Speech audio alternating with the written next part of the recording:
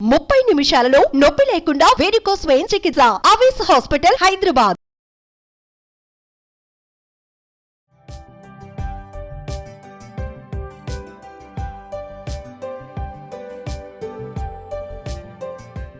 Hi, welcome to India's largest digital media network Suman TV. నేను మీ Keerthi. Hi అండి, నమస్తే. నేను మీ స్వాతి. సో కీర్తి, స్వాతి కలిసి ఈ రోజు ప్రేక్షకులకి మరొక కొత్త వెరైటీని పరిచయం చేయబోతున్నారు. ఏంటది? మరేంటో కాదండి, అది పాలకూరతోనే మనం పాలకూర ఉల్లికారం రెసిపీని చేసుకుంటున్నాము. ఓ, పాలకూర ఉల్లికారమా? ఉల్లికారంలో ఎన్నో వెరైటీస్ అవును. చూసాం, వెజ్ అండ్ నాన్ వెజ్ లో. అవును. బట్ పాలకూర maybe for the first time నేనైతే వింటుంది. అంటే పాలకూర జనరల్ గా మనం ఏమనుకుంటాం, పాలకూర అనగానే మనకి మొట్టమొదటగా గుర్తొచ్చేది పాలకూర పప్పు లేదా పాలకూర పకోడా. అలా కాకుండా ఇలా కాస్త ఉల్లిపాయని రోస్ట్ చేసి ఉల్లికారాన్ని మనం యాడ్ చేసుకుంటే చాలా బాగుంటుంది.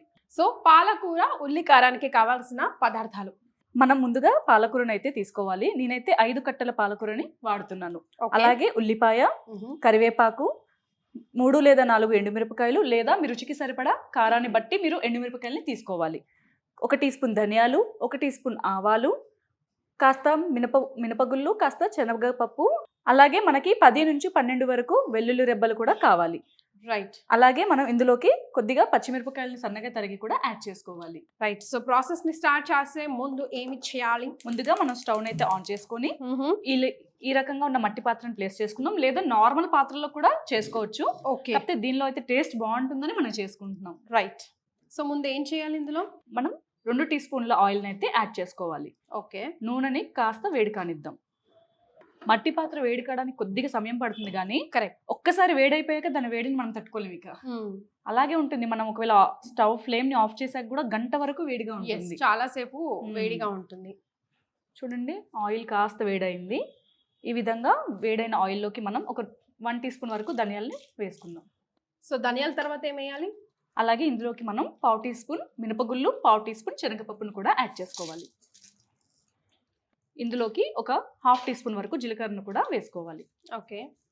ముందుగా వీటిని కాస్త వేగనివ్వాలి. రంగు మారే వరకు కూడా, చూడండి రంగులో ఉన్నాయి కదా, ఇవి రంగు మారే వరకు కూడా మనం వీటిని వేయించుకోవాలి. లైట్ బ్రౌనిష్, పూర్తిగా మాడిపోకూడదు. అవును, మొత్తం ఉల్లికారం అంతా పాడైపోతుంది. చూడండి, కాస్త రంగు మారాయి కదా. ఎస్.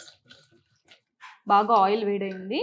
ఇక మనం మట్టి పాత్రలో వండుకుంటున్నప్పుడు వెంటనే అన్ని వేయాలన్నమాట. బాగా వేడెక్కిపోయి ఉంటుంది కాబట్టి తొందరగా రోస్ట్ అయిపోతుంది. ఇప్పుడు మనం ఇందులోకి ఎండుమిరపకాయలని యాడ్ చేసుకోవాలి. ఓకే. ఎండుమిరపకాయలని కూడా కాస్త రంగు మారే వరకు వేయించుకోవాలి. ఓకే.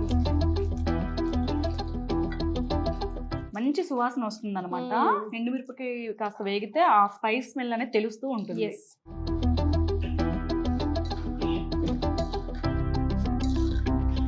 నెక్స్ట్ ఇప్పుడు మనం ఇందులోకి ముందుగానే ఆనియన్ కట్ చేసి ఉంచుకున్నాం కదా, ఈ ఉల్లిపాయలని యాడ్ చేసుకోవాలి. ఓకే.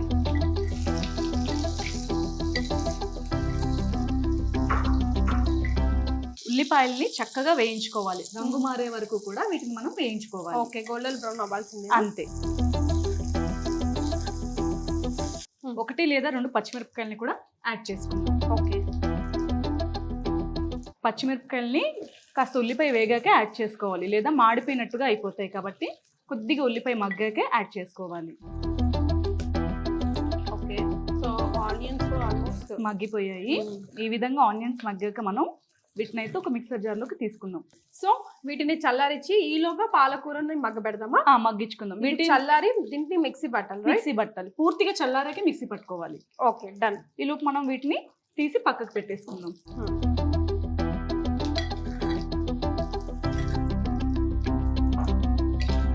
సో పాలకూరని మగ్గించుకుందాం. మనమైతే ఉల్లిపాయలని పక్కకు తీసేసాము. అదే ప్యాన్ లో మరొక 1 టీ స్పూన్ వరకు ఆయిల్ ని యాడ్ చేసుకుందాం. నూనెని కాస్త వేడి కానిద్దాం. ఆల్రెడీ వేడిగానే ఉంది. అలాగే నూనె కాస్త వేడయ్యాక ఒక 1/2 టీ స్పూన్ వరకు ఆవాలని యాడ్ చేసుకుందాం. ఓకే. ఆవాల్ని కాస్త చిటపట్లాడిద్దాం. అలాగే ఇందులో కూడా కాస్త శనగపప్పు, మినపగుళ్ళు వేసుకుందాం. 1/2 టీ స్పూన్ జీలకర్రను కూడా యాడ్ చేసుకుందాం. ఎల్లిపాయలు ఎప్పుడు వేయాలి? ఎల్లిపాయలు మనం అవి ఏం చేద్దామంటే, మనం ఎప్పుడైతే ఇది ఉల్లిపాయని పేస్ట్ చేసుకుంటామో అందులోనే యాడ్ చేసుకుందాం. ఓకే, సో ఉల్లిపాయ చల్లారిన తర్వాత అందులోనే ఎల్లిపాయలు వేసి మిక్స్ పట్టేద్దామా? వెల్లుల్లి రెబ్బలు ఆయిల్లో వేపుకుంటే మొత్తం మాడిపోయిన వాసన అనేది వచ్చేస్తుంది. అవి పచ్చిగా వేసి పేస్ట్ చేస్తేనే దాని ఎసెన్స్ అనేది కరెక్ట్ గా ఉంటుంది, ఆ ఫ్రాగ్రెన్స్. ఓకే, ఈ విధంగా మనం వీటిని చక్కగా వేగనిద్దాం. కట్ చేసి వాష్ చేసుకున్న పాలకూరని యాడ్ చేసుకుందాం.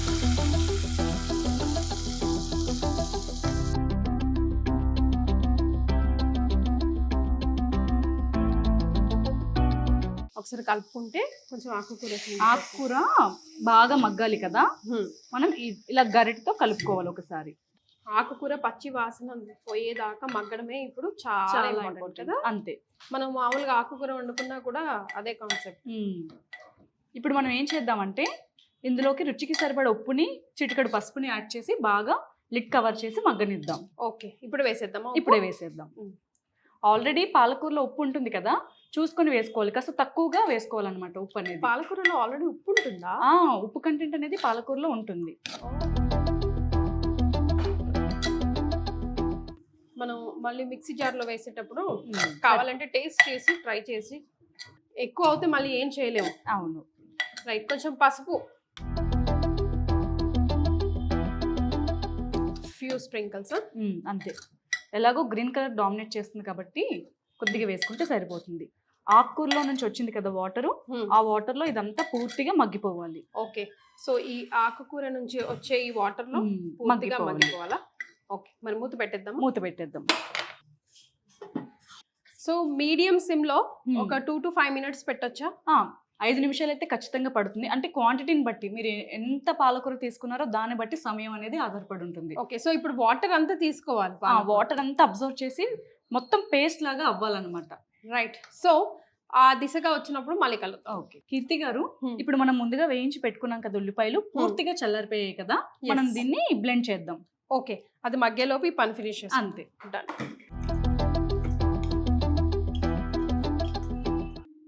ఇప్పుడు మనం వెల్లుల్లి రెబ్బల్ని ఇందులోకి యాడ్ చేసుకుందాం. ఓకే, కాస్త ఉప్పుని యాడ్ చేసుకుందాం. ఒక చిటికెడు పచ్చిమిర్చి వేసాం, చేదు వచ్చేస్తుంది అనుకుంటాం కదా, అందుకే కొద్దిగా. రైట్.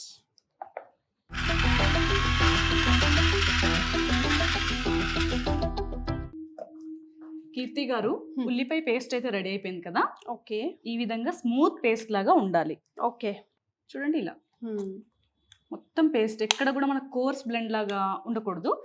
ఎండుమిరపకాయలు వేసుకున్నాం కదా, మిరపకాయలు మరీ పౌడర్ అయితే అవ్వవు కదా, అందుకే చిన్న చిన్న డాట్స్ లాగా ఉండిపోయాయి. కానీ అది ఉల్లికారం అన్నప్పుడు అదే యాక్చువల్ గా దాని టెక్స్చర్ కూడా. అవును, రైట్.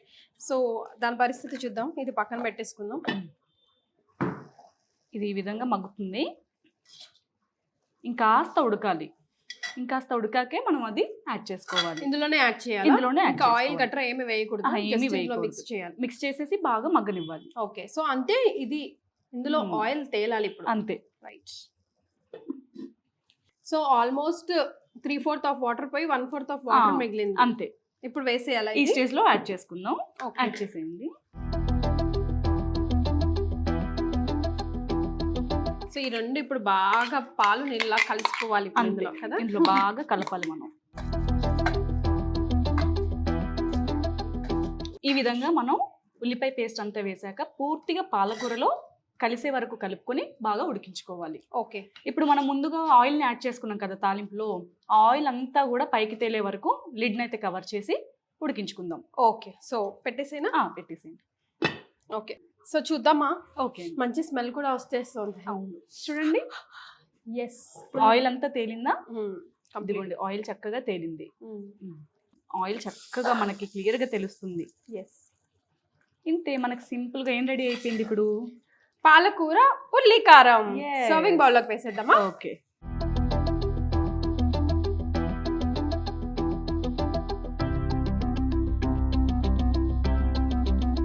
సో పాలకూర ఉల్లి కారం రెడీ.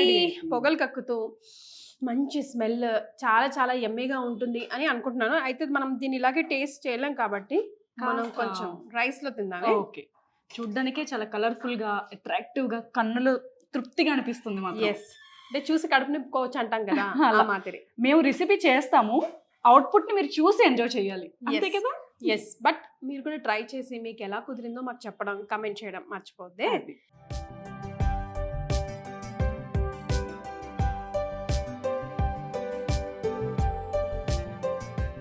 సుమన్ టీవీలో మీ పర్సనల్ అండ్ బిజినెస్ ప్రమోషన్స్ కోసం కింది నెంబర్కి కాంటాక్ట్ చేయండి.